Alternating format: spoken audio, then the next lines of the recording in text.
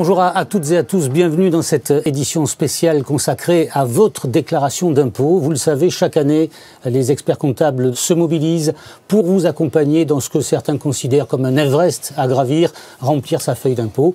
Alors on va procéder par ordre et on va, si vous le voulez bien, s'intéresser aux revenus du patrimoine et à l'impôt sur la fortune immobilière.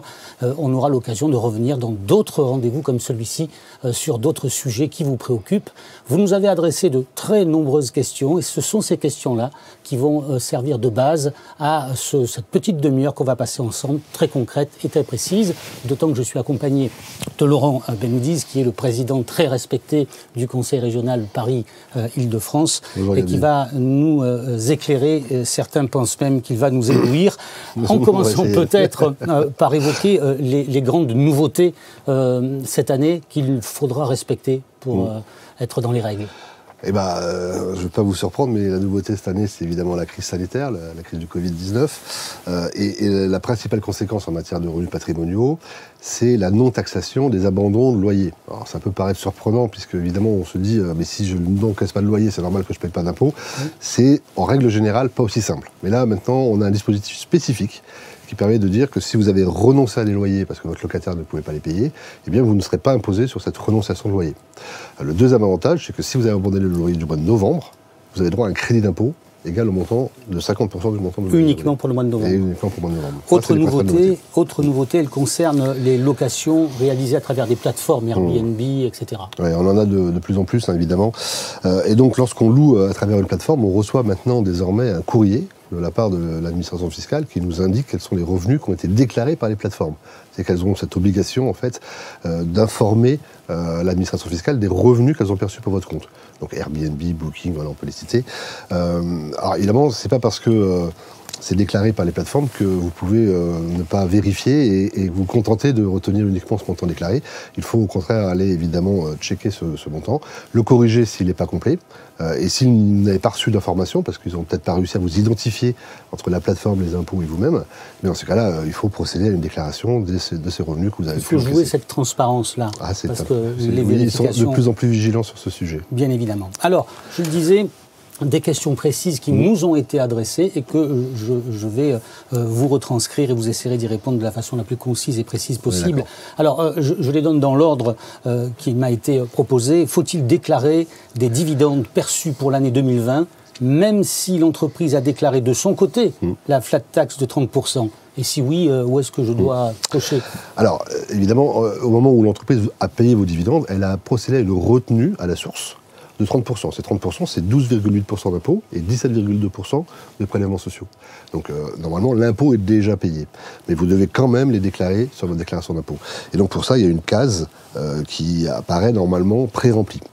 Mais il y a une option qui consisterait à demander l'imposition de ces dividendes au barème progressif de l'impôt sur le revenu. Ça peut présenter un intérêt si vous estimez qu'après l'abattement de 40% sur le montant des dividendes, vous allez payer moins de 12,8%. Et dans ces cas-là, le précompte qui a été retenu par l'entreprise viendra en déduction de l'impôt qui sera calculé. Donc il y a un petit calcul à faire, et si c'est opportun, il faut cocher la case 2OP, voilà, c'est celle-ci. Mais attention, vous ne pouvez pas dire, sur ces dividendes-là, je vais opter, mais sur ces autres dividendes, je ne vais pas opter. Hein. C'est une option qui est globale pour l'ensemble de vos revenus de l'année, dividendes, plus-value, voilà, tout se calculera à ce moment-là au barème progressif de l'impôt sur le revenu. Le conseil qu'on ne saurait trop donner, en tout cas, moi qui ne suis pas expert comptable, je le donne, c'est de s'adresser à l'expert comptable pour faire ce choix. C'est une bonne question. Autre question, les banques émettent un récapitulatif annuel des coûts et frais afférents à un compte titre. Alors, est-ce que ces sommes sont intégralement déductibles des revenus de capitaux mobiliers? Alors, dans la fameuse ligne 2CA de la déclaration 2042. Alors, c'est précis comme question. C'est une question qui est en lien avec la réponse précédente. Soit vous êtes imposé à la flat tax, c'est-à-dire en fait les 30, 12,8 et 17,20. Et dans ces cas-là, évidemment, il n'y a pas de déduction possible. Si par contre vous avez coché la case 2OP précédente et que vous êtes imposé au barème progressif de l'impôt sur le revenu, à ce moment-là, il est recommandé de s'assurer de bien avoir indiqué le montant de ces frais qui viendront en déduction de votre impôt. Alors, beaucoup de questions concernaient les assurances-vie. Je vous retransmets celle-ci. J'ai une assurance-vie. Est-ce que les versements ouvrent droit à des déductions fiscales et à quelles conditions, si la réponse est positive? Ouais, c'est une question qu'on a souvent parce qu'il fut une époque où vous aviez droit, dès que vous souscriviez un contrat d'assurance vie, à 25% de réduction d'impôt dans une limite qui était de l'ordre de 4 000 €. Bon, aujourd'hui, ça n'existe plus. Hein. Il y a un cas d'exception, c'est les contrats d'épargne handicap ou rente sur vie. Et dans ces cas-là, vous pouvez effectivement bénéficier d'une réduction de 25%, mais la limite, c'est 1 525 €. 25% dans une limite maximale 1525, de mais 1525 €. contrat d'épargne handicap ou rente sur vie. Donc c'est vraiment des cas un peu particuliers. Que puis-je déduire si j'ai un plan d'épargne retraite? Alors là aussi, on a eu beaucoup de questions sur les plans d'épargne retraite. Qu'est-ce que je peux déduire? Alors, plan d'épargne retraite, évidemment, là, on s'adresse à des particuliers. Hein. Souvent, les professionnels, eux, ont plutôt des contrats qu'on appelle contrats loi Madelin, qui sont payés par l'entreprise. Et la déduction a déjà été opérée en amont, au niveau de l'entreprise, par l'expert comptable. Lorsque, par contre, vous êtes un particulier, vous avez pu opter, parce que votre banque, votre assureur vous l'a proposé, à des plans d'épargne retraite populaires, les PERP, à des plans d'épargne retraite individuels, des PER individuels, à des régimes de retraite type Préfonds, Corem, CGOS. Alors je prends mes marques parce qu'il y en a nombreux, je ne vais pas en oublier. Le plan d'épargne retraite entreprise, le PER, pour leur volet qui est facultatif, pas celui qui est obligatoire. Et enfin, le régime de retraite supplémentaire obligatoire d'entreprise, dit article 83. Alors voilà, lorsque vous avez cotisé à l'ensemble de ces montants, vous avez dans une limite qui est un montant minimum de 3 973 € pour être précis et un maximum de 31 786 €, la possibilité d'indiquer ces montants sur votre déclaration d'impôt sur le revenu. Alors est-ce que j'ai la case? Non, j'ai pas la case, donc je pourrais pas vous dire que si. Paragraphe 6, charge déductible épargne retraite. Ça va venir en déduction de vos revenus. Vous allez évidemment bénéficier d'une exonération d'impôt, enfin d'une réduction d'impôt par rapport à ça. Mais à l'inverse, la conséquence, c'est que lorsque vous allez toucher cette retraite, bon, vous allez la liquider en même temps que vous allez... Parce que les sommes sont bloquées jusqu'à la retraite. D'abord, tout est bloqué à la retraite, ça c'est le principe. Mais lorsque vous allez percevoir ces sommes, vous allez payer de l'impôt dessus. Alors, on va s'intéresser aux revenus fonciers. Ouais. Je donne en location un appartement. C'est une question qui nous a été adressée. Je n'ai pas la personne, le nom de la personne, mais je donne en location un appartement. C'est Marc. Je perçois 10 000 € annuels de revenus encaissés. Comment est-ce que je dois les déclarer, ces 10 000 €? Alors, vous avez le choix entre deux solutions possibles. Il y a un seuil de 15 000 € qui est le seuil du régime des micro-fonciers. Lorsque vous êtes en dessous de ce seuil, on est dans un système qui est très simplifié. Vous indiquez le montant de vos revenus fonciers et vous avez un abattement de 30% forfaitaire qui va couvrir toutes les dépenses potentielles que vous auriez pu supporter. Et donc vous ne payez d'impôt que sur 70% des loyers encaissés. Mais vous avez la possibilité d'opter, y compris si vous êtes en dessous de ce seuil, et alors là, si vous êtes au-dessus de ce seuil, c'est pas une option, c'est la règle, c'est le principe général, d'être au régime réel. Et quand vous êtes au régime réel, vous remplissez une déclaration 2044, qui est une annexe à la déclaration 2042 d'impôt sur le revenu, dans laquelle on va indiquer non seulement les revenus, mais aussi toutes les dépenses qu'on a pu supporter. La taxe foncière, un forfait de 20 € par local pour couvrir l'ensemble des dépenses courrier ou ce genre de choses, l'assurance de l'habitation, les dépenses d'entretien que vous avez pu supporter, etc. Alors, vous pouvez arbitrer. Hein. Donc il y a un régime microfoncier ou régime réel. Est-ce que d'une année sur l'autre, je peux changer ou est-ce que je peux faire un mix? Comment ça se passe? Malheureusement, on ne peut pas chaque année se dire bah, tiens, je vais prendre le forfait, c'est 30%, c'est mieux, et puis je vais passer au réel. En fait, lorsque vous optez pour un régime réel d'imposition, quand vous êtes dans les limites du forfait, eh bien, cette option elle est valable 3 ans pour éviter un peu l'opportunisme fiscal qui consisterait à dire l'année où je fais des travaux, je passe en réel, je déduis ces travaux et puis l'année d'après je reviens en forfait avec mes 30% d'abattement. Donc c'est une option qui est valable 3 ans. Par contre, ça peut valoir le coup de réfléchir à faire une déclaration complète si on a, entre deux vacances de locataires, engagé des travaux importants de remise en état de l'appartement, on va générer un déficit peut-être, et donc ça sera plus intéressant que d'avoir une taxation minimale sur les revenus que vous avez pu encaisser au titre de l'année. Dans quel cas le régime du réel est-il plus intéressant? Quand vous faites des travaux. Grosso modo, s'il n'y a pas de travaux, il n'y a pas d'intérêt. Alors, malgré mes relances, nous dit cet interlocuteur, malgré mes relances, mon locataire ne m'a pas versé mon loyer de fin d'année. Qu'est-ce que je peux faire? À part pleurer ou à part faire un procès ou je ne sais, mais qu'est-ce que je peux faire en termes de déclaration? Alors déjà, peut-être prendre contact avec un avocat pour mettre en place un recouvrement si vous l'estimez, mais maintenant peut-être que vous avez aussi convenu avec votre locataire que compte tenu de la situation sanitaire, il n'était pas en mesure de vous payer le loyer et donc voilà, vous êtes mis d'accord pour qu'il ne vous le paye pas. La bonne nouvelle, hein, comme je vous le disais au début de notre émission, c'est que vous ne serez pas imposable sur cet abandon de loyer que vous avez consenti. Mais comment je dois le faire figurer dans ma déclaration, ça? Ah bah, si vous manque 3 mois de loyer, imaginons que vous n'ayez encaissé que 1 000 euros par mois sur les 9 premiers mois, vous déclarez que les 9 000 euros et pas les 12 000. Donc c'est tout simple. Je n'ai pas de case indiquant je devais toucher tant, je n'ai touché que tant. Non. Mon locataire a fermé, compte tenu de la crise sanitaire. J'ai abandonné les loyers du dernier trimestre 2020. Qu'est-ce que je peux faire? Alors, même principe, hein, vous n'avez pas à déclarer ces loyers, vous n'avez pas encaissé et que vous avez abandonné. Par contre, lorsque vous avez procédé à un abandon de loyer, vous pouvez bénéficier, pour le seul mois de novembre 2020, c'est ce qu'on me disait tout à l'heure, d'une réduction d'impôt et un crédit d'impôt égal à 50% du montant que vous avez abandonné. D'accord, donc ça c'est plutôt intéressant, hein, puisque 50% de crédit d'impôt, ça peut être supérieur au montant de l'impôt que vous auriez pu être amené à payer si vous n'aviez pas consenti cet abandon en vérité. Ah oui. Et oui. Donc, donc vous devez remplir à ce moment-là une déclaration 2042 RICI, c'est-à-dire réduction d'impôt, crédit d'impôt, dans lequel vous mentionnez cet abandon que vous avez consenti sur le mois de novembre 2020. Alors il y a forcément eu de nombreuses problématiques liées à la crise sanitaire et à ces loyers abandonnés. On nous repose la question, est-ce que je suis imposable sur les loyers abandonnés? Alors, non et non. Voilà. Maintenant, si c'est une entreprise dans laquelle vous êtes lié, c'est-à-dire que votre locataire, c'est vous-même, directement ou indirectement, c'est une autre histoire. D'accord, il faut que vous soyez indépendant pour pouvoir bénéficier de ce crédit d'impôt de 50%. Et évidemment, il ne faut pas que ça soit une sorte d'abandon pour convenance personnelle. Il faut que ça soit un abandon qui est lié à des difficultés économiques que traverse votre locataire du fait de la crise sanitaire. Alors, autre question, elle est forcément liée, elle est assez large d'ailleurs. Quels sont les avantages liés à la crise sanitaire et économique? J'ai peur, Gaby, de vous répéter encore une fois ce que je vous ai dit. Oui, mais vous savez que la pédagogie, c'est l'art de la répétition. Exactement. Hein, donc, loyers abandonnés ne sont pas imposables. Et si vous abandonnez le mois de novembre 2020, vous avez droit à un crédit d'impôt de 50% du montant du mois de novembre 2020. Alors on reste dans ces problématiques de bailleurs privés. Pour un appartement mis en location à la rubrique provision pour charge, est-ce qu'on doit indiquer toutes les provisions, y compris celles destinées aux travaux votés en AG et gérées par le syndic? Alors, oui. En fait, bon, ça c'est une case qui est toujours un peu compliquée à remplir sur la déclaration d'impôt sur le revenu des revenus fonciers. On ne sait jamais qu'est-ce qu'il faut mettre comme montant. En l'occurrence, vous ne pouvez déduire de l'impôt sur le revenu que les dépenses qui ont fait l'objet d'un paiement effectif.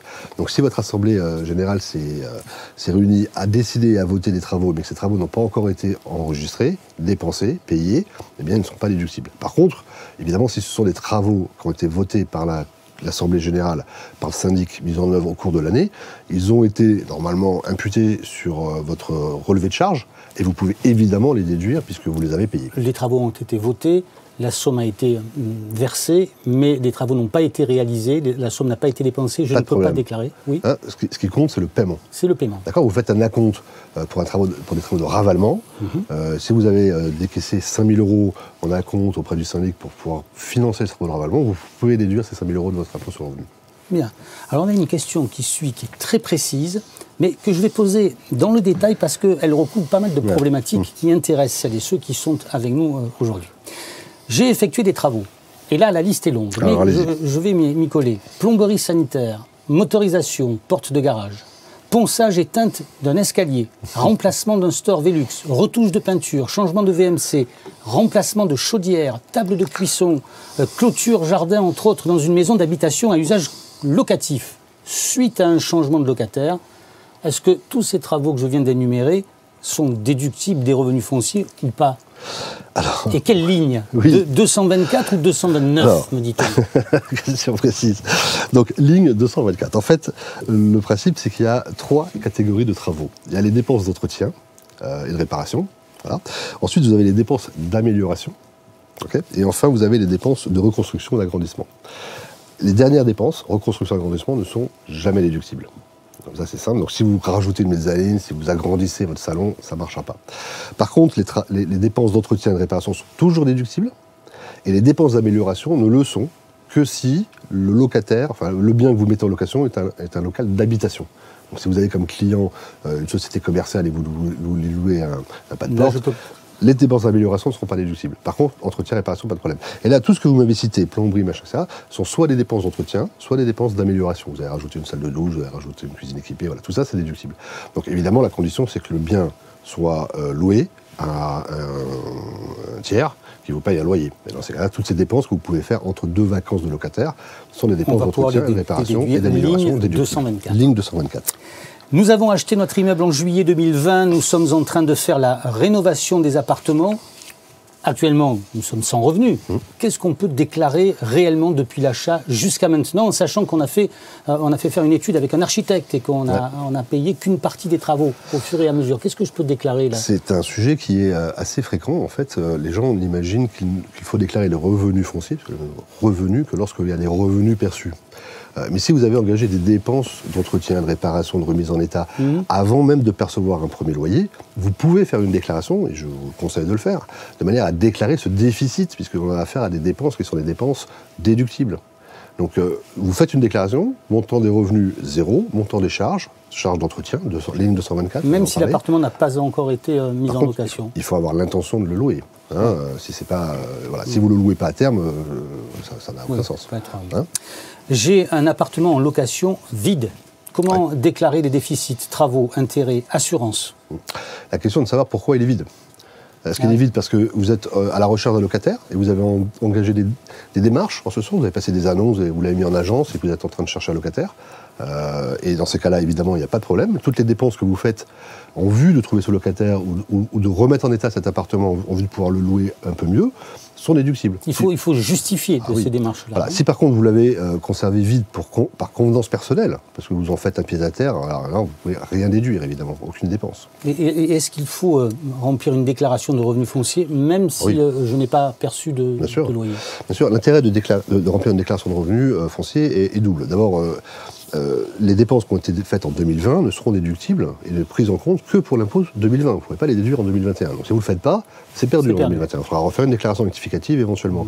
Le deuxième intérêt, c'est que ces dépenses, dans la limite d'un déficit de 10 700 € global, va venir s'imputer sur vos autres revenus catégoriels. Donc imaginons que vous avez touché des salaires, vous avez touché 40 000 € de salaire, vous avez dépensé 10 000 € dans la remise en état d'un appartement, et bien ces 10 000 € vont venir s'imputer sur vos 40 000 € de salaire. Et vous n'avez déclaré à l'impôt en fait que la différence est 30 000. Et donc vous allez économiser évidemment 3 000 € d'impôt si vous êtes dans la tranche à 30%. Donc ça a un intérêt. Alors beaucoup de questions aussi, ça c'est assez traditionnel, c'est vrai, sur les locations meublées. J'ai loué en juillet et en août un logement meublé pour un montant de 1 834 €, c'est précis. C'est précis. Mais j'ai eu des frais d'entretien pour un montant de 380 €. Comment déclarer? Alors, là, on est comme un peu dans le régime des revenus fonciers. C'est-à-dire qu'on a un régime micro, un régime forfaitaire, et puis on a de l'autre côté un régime réel. D'accord ? Lorsque vous êtes au régime forfaitaire, alors le régime forfaitaire, c'est pour la location d'habitations meublées, donc qui ne sont pas votre résidence principale, c'est 72 600 € le seuil. D'accord ? Si ce sont des locations de chambres d'hôtes et de meublés de tourisme qui sont classés, à ce moment-là, le seuil, c'est 176 200 €. Dans ces limites-là, vous pouvez être dans un régime d'imposition forfaitaire. Alors à ce moment-là, on va prendre le montant de vos revenus, donc les 1 834 € qu'a perçu la personne qui vous a posé la question, et on va mettre en place un abattement qui est soit de 50%, si on est dans le premier cas, location d'habitation meublée, soit de 71% si c'est une chambre d'hôte. Donc c'est quand même très intéressant, bien plus intéressant que les revenus fonciers, c'était 30. D'accord ? Donc là, on est à 50 et 71. Mais vous avez aussi d'autres possibilités, c'est d'opter pour un régime d'imposition au réel. Et dans ces cas-là, vous allez tenir compte de vos recettes, mais aussi de vos dépenses. Et là, vous allez pouvoir déclarer aussi les 380 € de frais d'entretien qui viendront en déduction des 1 834 € qu'a perçu la personne. Alors, il y a des précisions sur je suis loueur en meublé non professionnel, sur quelle ligne je dois faire figurer tout ça ? Alors, si vous êtes loueur en meublé non professionnel, là, puisque j'essaye de retrouver la ligne, donc c'est la ligne 5NG, 5OG et 5PG. Voilà les cases dans lesquelles il faut déclarer les revenus que vous touchez en tant que loueur. Non, 5ND, pardon, 5ND, 5OD, 5PD. Ça, c'est pour les loueurs en meublé non professionnels. Et pour les locations meublées de touristes, les chambres d'hôtes à domicile, 5NG, 5OG, 5PG. Je répète, voilà. 5ND, 5OD, 5PD pour les meublés non professionnels. Exactement. Et pour les meublés de tourisme classés ou chambres d'hôtes, là, c'est 5NG, 5OG, 5PG. Exactement. J'enchaîne, parce qu'il y en a des questions. Cette année, je dois déclarer un appartement que je loue en meublé. J'ai compris qu'il fallait que je le fasse sur la 2042C Pro. Exact. Bien. Si je veux le déclarer en frais réels. Exact. Mais je ne comprends pas dans quelle case je dois mettre le montant des loyers et des charges supportées. Alors, Monsieur Benoudi. Mais c'est parce que si vous êtes loueur en meublé professionnel et vous souhaitez être imposé au régime réel, je crains malheureusement qu'il faille avoir recours à un expert comptable. C'est une bonne nouvelle, parce que ça vous permettra de rencontrer un professionnel du chiffre, mais il va falloir faire un bilan. Il va falloir inscrire dans ce bilan le bien à l'actif, l'amortir, pour tenir compte de la dépréciation du bien, et tenir une comptabilité complète. Et à la fin de l'année, on va faire une déclaration 2031. C'est la même que font les commerçants. Vous devenez, en fait, en ayant cette activité de loueur en meublé, imposable dans la catégorie des BIC, bénéfices industriels et commerciaux, au même titre qu'un commerçant. Okay. Alors le fait d'être professionnel ou non professionnel ne change rien à ses obligations déclaratives. C'est pour ça qu'il y a ce régime forfaitaire micro, qui est quand même beaucoup plus simple, où on a juste à indiquer dans la limite des 72 600 € par an, c'est quand même un montant qui est assez élevé en meublé touristique, le montant forfaitaire avec 50% d'abattement. Ça vous évite de tenir une comptabilité. Donc évidemment, notre auditeur qui pose cette question de la 2042 CPRO, il n'a là à reporter que le résultat final de tout le travail de comptabilité qui a été fait en amont dans la déclaration 2031. Donc c'est un peu compliqué de faire ça tout seul. Alors, je précise que si on est loueur en meublé non professionnel, il y a un certain nombre de cases, mais on va faire peut-être l'impasse sur l'énumération de toutes ces cases. Et de toute façon, vous avez la possibilité d'aller sur le site du Conseil régional de l'Ordre des experts comptables Paris-Île-de-France ou sur le site du Conseil national de l'Ordre des experts comptables, et vous aurez tous les détails qui seront à votre disposition. En location non professionnelle, vous pensiez que c'était terminé? Pas du tout. On vous tient, on vous lâche plus. En location non professionnelle, est-ce qu'on peut déduire au niveau des charges les intérêts d'emprunt? Ça oui, mais est-ce qu'on peut également déduire l'assurance et les frais de dossier du prêt? Oui, on peut déduire tout ça. Lorsqu'on est dans ce régime, on peut même déduire ce qu'on appelle communément les frais de notaire. Donc ce que vous allez payer chez le notaire au titre des impôts, des taxes, de ses honoraires, des frais d'hypothèque, des frais de dossier de prêt, tout ça c'est évidemment déductible. Il faut être au réel. Et il faut être au réel bien sûr, sinon c'est la règle. Quand on est au revenu foncier, petit aparté, parce que là on parle des revenus non professionnels de la location meublée, mais quand on est au revenu foncier, souvent les contribuables oublient de déduire par exemple les frais d'hypothèque qui sont pris au moment de l'acquisition du bien, qui sont en fait considérés comme les charges financières. Toutes les charges financières, quand vous êtes en revenu foncier, sont déductibles. Il ne faut pas s'en priver, évidemment. Les frais de prêt, pareil, les frais de dossier de prêt, pareil. Pour une location meublée saisonnière non professionnelle, dans quelle case est-ce que je dois mettre le bénéfice ou le déficit quand la somme des travaux dépasse celle des loyers? Eh bien, toujours même principe. Est-ce que vous êtes en régime micro? Est-ce que vous êtes en régime réel? Si vous êtes en régime micro, il n'y a pas de charge déductible. Donc vous devez déclarer le montant de vos revenus, vous avez un abattement forfaitaire qui est censé couvrir l'ensemble de ces dépenses. Si vous êtes dans un régime réel et que vous sortez un déficit dans la déclaration 2031, comme on l'a vu, une déclaration qui consiste à faire un bilan de votre activité, eh bien dans ces cas-là, vous devez porter le déficit sur la ligne 5NY ou NZ. On termine avec quelques questions sur l'impôt sur la fortune immobilière, l'IFI. Ma résidence principale est-elle soumise à cet impôt sur la fortune? Absolument. Par contre, vous avez droit à un abattement spécifique pour la résidence principale de 30%. Voilà. Mais sinon, il faut tout déclarer. Alors, est-ce que vous pouvez appliquer l'intégralité de 30%? Il n'y a pas de limite, sauf que le montant de l'abattement ne doit pas faire que le montant de l'emprunt que vous avez sur votre résidence principale soit supérieur à la valeur déclarée de la maison. Imaginons que vous avez acheté une maison 1 million d'euros, pour faire simple. Vous allez donc la déclarer pour 700 000 €. Mais si vous avez fait un apport personnel que de 10%, par exemple, ou 15%, vous avez un emprunt qui peut être de 800 000 €. Et donc, vous ne pouvez pas vous retrouver avec un actif de 700 000 et une dette de 800 000. Ça vous ferait un montant négatif. Ça ne marche pas. Et dans ce cas-là, on va plafonner le montant de la dette à la valeur de votre résidence principale. Alors, lorsque la résidence principale est détenue par le biais d'une SCI, est-ce qu'il y a une subtilité? Oui, malheureusement, ça a été confirmé par plusieurs jurisprudences. On ne peut pas bénéficier de l'abattement de 30% sur la résidence principale lorsque celle-ci est détenue à travers une SCI. Donc ça, c'est quand même une modification. C'est une grosse contrainte. Quelles sont les dettes, impôts, emprunts, etc., déductibles pour mon impôt sur la fortune immobilière? Alors, il y a plusieurs conditions à remplir. Il y en a les deux principales qui sont préexistantes à l'ISF, c'est qu'elles existent et qu'elles soient certaines au 1er janvier de l'année d'imposition, que ce ne soient pas des dettes virtuelles. Et que la deuxième, c'est que ce soit bien une dette à votre charge. À la charge du foyer fiscal. Mais la troisième condition, qui n'existe que depuis que l'IFI est arrivé, en fait, c'est que ces dettes-là doivent concerner directement les actifs immobiliers imposables. D'accord ? Si votre dette, c'est un découvert en banque ou c'est un emprunt que vous avez fait pour un emprunt à la consommation, ça ne pourra pas venir en déduction de l'IFI. L'IFI ne taxe que l'immobilier Et on ne peut déduire de cet actif imposable que les dettes relatives à cette acquisition, l'entretien, la conservation de ces biens immobiliers. Les emprunts bancaires. Emprunts bancaires, exactement. Et tous les impôts qui sont liés spécifiquement aux biens imposables. Donc ça peut être la taxe foncière, la taxe sur les locaux vacants, etc. Et évidemment l'IFI lui-même. Les emprunts familiaux sont-ils déductibles? Non. C'est plus possible. On ne peut pas déduire les emprunts familiaux. En fait, il y a beaucoup de restrictions qui ont été faites pour éviter que les contribuables organisent leur patrimoine dans une optique de minoration de l'IFI. Alors, les ventes à soi-même, par exemple, si vous vous dites, j'ai aujourd'hui ma résidence principale, j'ai plus d'emprunts, je vais la vendre à une SCI qui va emprunter, je vais récupérer du cash, je ne serai pas imposable sur le cash puisque je suis imposable que sur l'immobilier, et ma SCI, là, sa valeur va être très faible puisque... Mais comme on a fait une vente à soi-même, on ne pourra pas déduire l'emprunt. De la même manière, si c'est un emprunt familial, il y a là aussi des limites et des restrictions. Et peut-être une dernière question sur l'évaluation de ces biens. Est-ce que vous conseillez, vous, à vos clients de faire réaliser une évaluation régulièrement, tous les ans, tous les 2 ans, tous les 3 ans? Alors, sur ce sujet, on a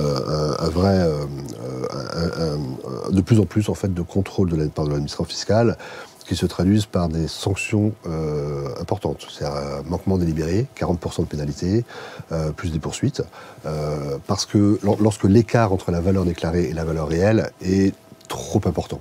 Alors si vous avez un ajustement de 10-15% par rapport à la valeur déclarée, l'administration fiscale dit ok, je veux bien comprendre. Et si vous avez un écart de 20, 30, 40, 50% par rapport à la valeur réelle, vous risquez des sanctions fiscales importantes. Donc vous suggérez d'effectuer des réévaluations assez régulièrement? Il y a de moins en moins de contribuables à l'IFI, puisque l'IFI ne concerne que l'immobilier, donc par rapport au nombre de déclarants, l'ISF, évidemment, il y en a moins. Et donc les contrôleurs ont plus de temps pour s'occuper de vous. Ils s'en occupent bien. Et ils s'en occupent avec soin. Et c'est normal, parce que c'est leur métier. C'est leur métier. Et votre métier est de dire à vos clients, estimez à la juste valeur ces biens immobiliers. Voilà. Merci 1000 fois pour avoir répondu à toutes ces questions. Je disais en début d'émission que les experts comptables d'Île-de-France-Paris se mobilisaient du 25 au 28 mai. Exactement. Vous êtes sur le pont. On a 2 nocturnes. Avec 2 nocturnes, exactement. Avec un numéro vert qui va s'afficher sur votre écran et que vous pouvez appeler, puisqu'il est gratuit en plus, on ne va pas se gêner, et ça permettra de répondre à toutes les questions. Une centaine de confrères tournent et s'alternent du matin au soir pendant ces 5 jours pour répondre à toutes les questions du contribuable. On a en général près de 40 000 appels qui sont passés pendant la période. Et une fois de plus, à cette occasion, les experts comptables sont au cœur de vos préoccupations qui touchent à votre portefeuille. Bonne journée à vous et bonne déclaration.